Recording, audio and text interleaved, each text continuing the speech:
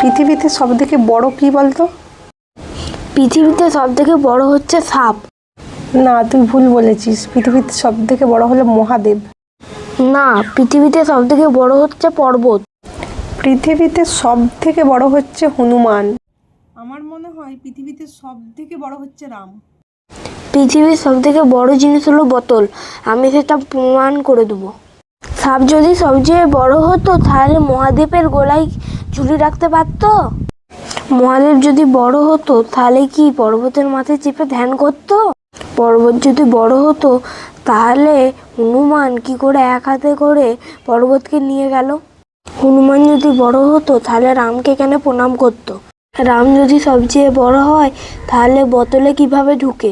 পৃথিবীতে সবচেয়ে বড় হচ্ছে মদের বোতল। আমি ঠিক প্রমাণ করতে পারলাম তো?